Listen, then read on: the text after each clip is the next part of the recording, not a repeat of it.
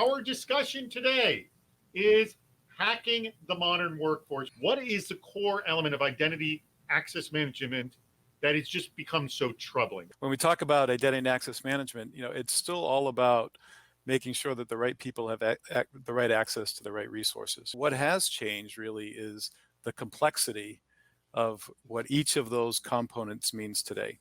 Password management or password managers are a great way to tell people to sort of level up from putting them on Post-it notes, but it's a long, far way away from something that's really sophisticated enough to help them in their daily lives.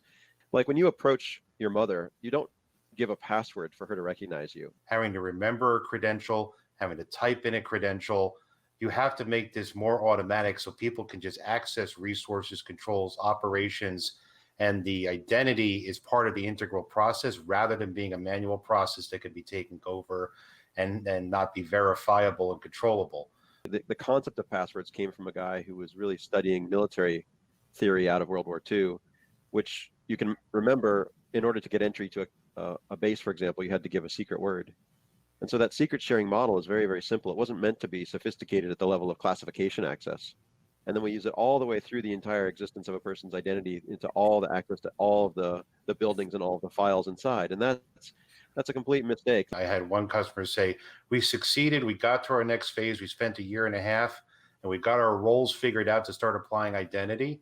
The problem was, this was a static snapshot that they started to study on 1.5 years ago.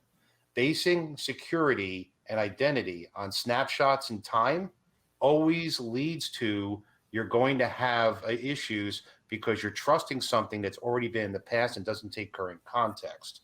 If a static role is initially set up at the beginning where if you have these sorts of parameters, you should get this access. Well, if you recognize over time by looking at the analytics and providing that feedback that it's always changing. So the roles truly become dynamic.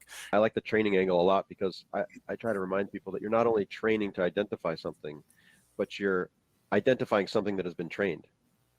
The reason you would trust somebody, for example, to drive a heavy truck or to administer a shot is because they present you credentials that show that they've been trained, and you've been trained to identify people who present those credentials. Mike Wilkes made an interesting comment here, and he said a metric of IAM health should be to decrease the number of attended authorization events. It says SSO, but with adaptive MFA contact. One of the things that we have as an industry problem is if you look at a personal device, you have to plug in your Microsoft, Apple, or Google ID. This is not the corporate ID, and that is the God on that device. Then you take your professional ID, but you're meshing that with the personal ones, which you don't control. But think of it in terms of the car being invented, and Ford gives you a key to operate your vehicle. And then to get into everything else, you had to have your Ford key, which Ford has a copy of. That mindset is crazy when you think back in those terms, but in the current context, we're using it all the time. And Google and Apple are forcing you into this mindset where you get onto their platform, they issue your identity, and then they own it, essentially. The whole concept of the driver's license, right? It's really proof that someone took a test and they're a driver. It was never intended to be an identity document, right? So we're already misusing it, and you're doing inherited trust, and then we're going to just trust it in perpetuity. That's a terrible approach. Mike Wilkes actually throws out an interesting question, and that is the fact that I can open a document with two different intents, one as an employee and another as the head of InfoSec. So maybe a context menu, letting people know I'm opening this as a regular employee, or I'm opening this as an InfoSec. So at some level that exists, right? And then once you're in, you might have access to different things.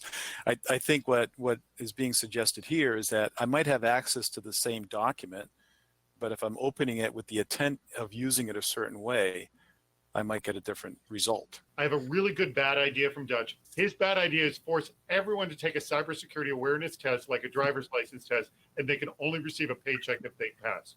Would I not get hired if I failed the cybersecurity awareness test? The expectation is that you should pass it.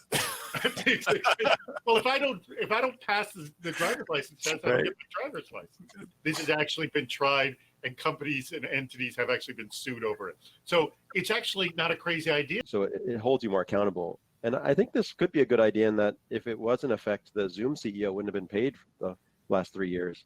Here's my bad idea. What if my credentials were fully based on who I knew and who I'm connected to? how difficult would it be to fake me if my identity was connected to everybody I was connected to? It's just like a key signing party. It's not the number of keys you have attached to a key that prove that it's a valid key. It's the trust you have in the keys that are attached to it. So if I sign your key, then it begs the question of, should someone trust me to verify you? People are always the weak link. There's no escaping that. And what we try to do is put controls around it and put guidance around it to make it easier for them to make the right decisions. When it's time to actually make the decisions, what we find a lot is people have trouble deciding what's the right decision to make. So they'll either stick with the decision they make before and say, that's okay, I did it the last time, nothing bad happened. I think it's an interesting time to be trying to quickly come to market with something that would really solve these pain points. How do I get my identity into a place that's represented easily across different platforms so I can use whatever app I want whenever I want?